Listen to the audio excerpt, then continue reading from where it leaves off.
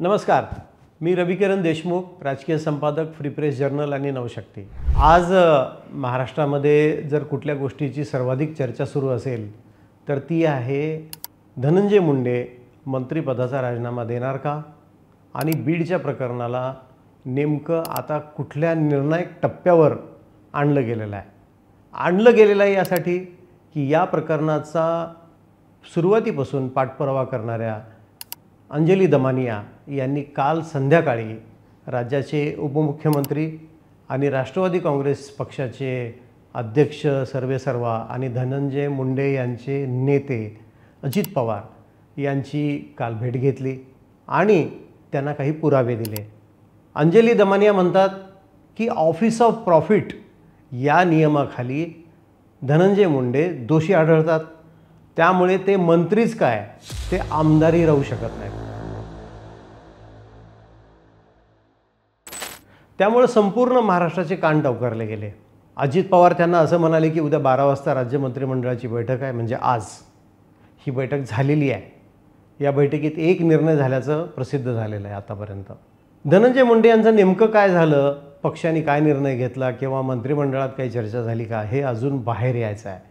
परंतु धनंजय मुंडे यांनी काही खुलासा करण्याचा प्रयत्न केलेला आहे। त्यांनी आपल्या राजकीय विरोधकांवर शरसंधान केलेलं आहे, नेहमीप्रमाणे ते करतातच नेते। मुळात प्रश्न आहे की अंजली दमानिया ज्या हिरिरीने हे ठामपणे सांगतायत तो विषय काय आहे। ऑफिस ऑफ प्रॉफिटमध्ये एखादा लोकप्रतिनिधी जर सरकारी मदतीवर चालणाऱ्या, सरकारचा लाभ घेणाऱ्या, सरकारकडून काही उत्पन्न मिळवणाऱ्या एखाद्या संस्थेचा संचालक किंवा सक्रिय सदस्य असेल आणि त्याला तिथूनही काही लाभ मिळत असतील, फायदा मिळत असेल, तर तो ऑफिस ऑफ प्रॉफिटमध्ये दोषी मानला गेलेला आहे।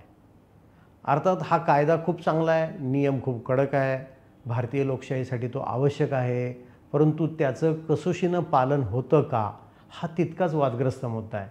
कारण आपण पाहतो महाराष्ट्रामध्ये सहकारी चळवळीतले नेते आमदार होतात, मंत्री होतात, तरी पण काही लोक आपल्याला साखर कारखान्याचे चेअरमन दिसतात।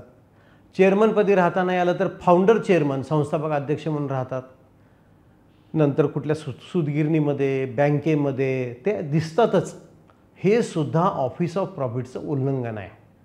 पूर्वी एखादा सदस्य म्हणजे विधानसभेचा किंवा विधान परिषदेचा जर मंत्री झाला तर तो त्याच क्षणाला त्याच्या संस्थेचा राजीनामा देत असे, कारण ते अत्यंत एक चुकीचं असं समजलं जाई।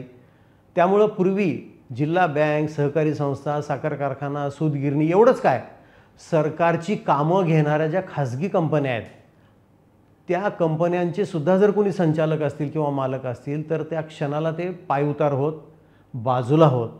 आज जोपर्यंत कुणी तुमच्याकडे अंगुली निर्देश करत नाही, जोपर्यंत ही चूक आहे म्हणून जाहीरपणे सांगत नाही किंवा कोणी राजीनामा मागत नाही, तोपर्यंत अशा पदाला चिकटून राहण्याची पद्धत ही अलीकडं रूढ झालेली आहे।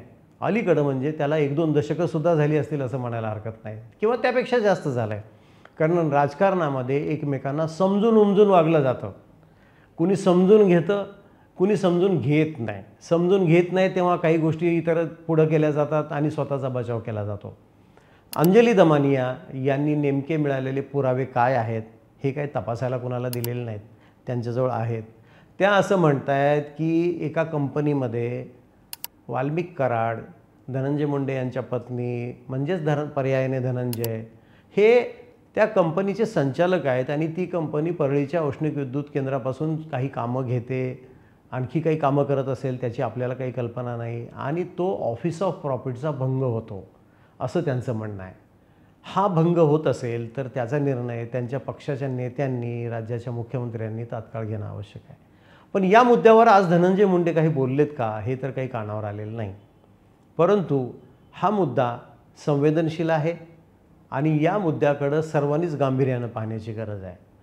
प्रश्न हा आहे की धनंजय मुंडे यांच्याबद्दलचं जे काहूर उठलेलं आहे, जो वाद निर्माण झालेला आहे, तो किती गंभीर आहे हा मुद्दा बाजूला आहे आणि ते स्वतः आमदार आणि मंत्री असताना त्यांच्या पदाचा दुरुपयोग करतायत का हा मुद्दा दुसरा आहे।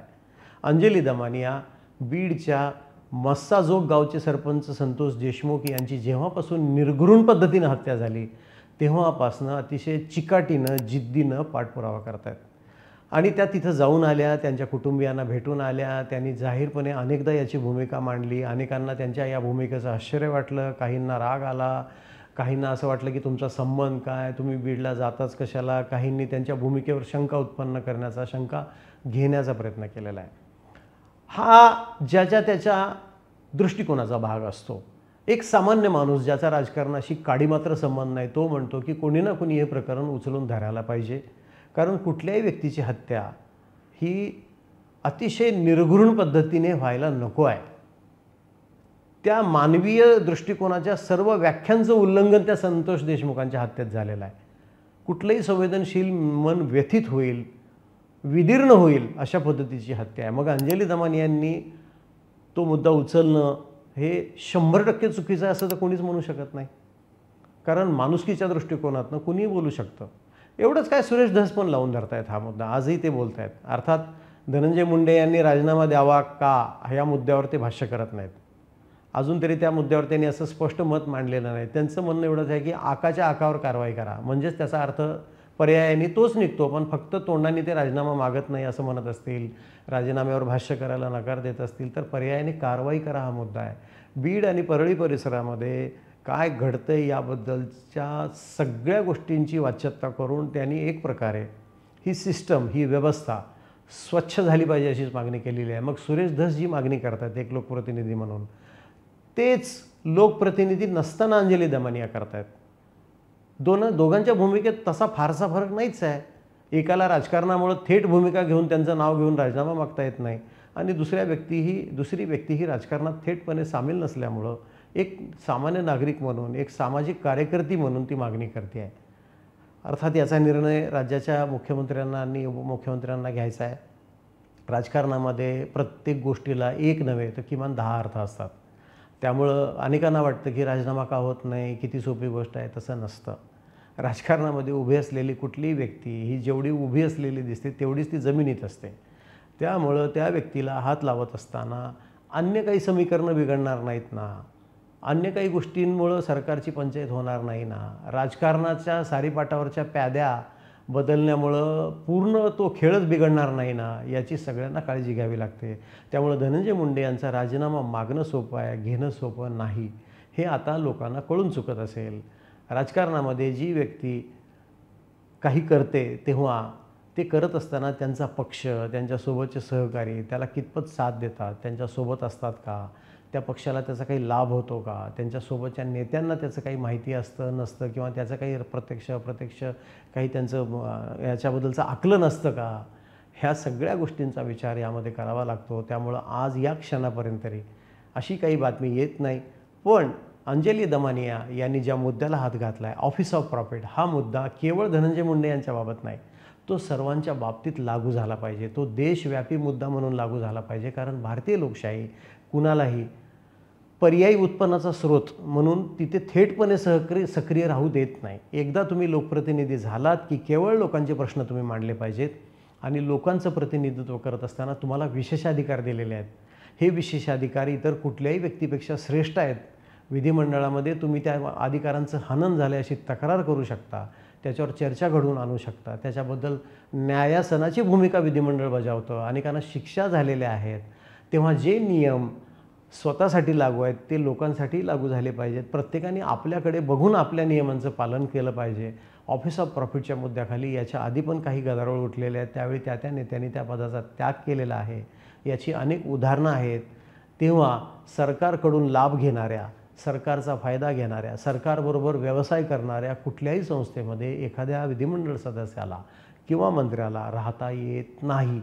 अर्थात याची व्याख्या अजूनही धूसर आणि अस्पष्ट असल्यामुळं गेल्या 2-3 दशकामध्ये अनेक नेत्यांचे संबंध त्यांच्या साखर कारखान्याशी, सूतगिरण्यांशी, जिल्हा बँकांशी, त्यांची मुलंबाळं असलेल्या अनेक संस्थांशी घेता येतील. त्यांचे भाऊ, अर्थात आपली लोकशाही ही एवढी सहनशील, उदारमतवादी आणि एवढी लवचिक आहे की पदाची शपथ घेत असताना पदाचा त्या शपथेचा मसुदा क्लिअरली सांगतो की मी बिना भय आणि पक्षपात याशिवाय मी माझ्या कर्तव्याचे निर्वहन करेन, मी माझं कर्तव्य बजावेन. परंतु पक्षपात ह्या मुद्द्याभोवती खूप मोठी चर्चा करता येऊ शकते आणि याच मुद्द्यावर आपल्या सगळ्या गोष्टींची व्याख्या ठरलेली आहे. मग त्यात ऑफिस ऑफ प्रॉफिट आलं, जवळचे नातेवाईक आलं, मग कुटुंबातले व्यक्ती आलं, कार्यकर्ते आले.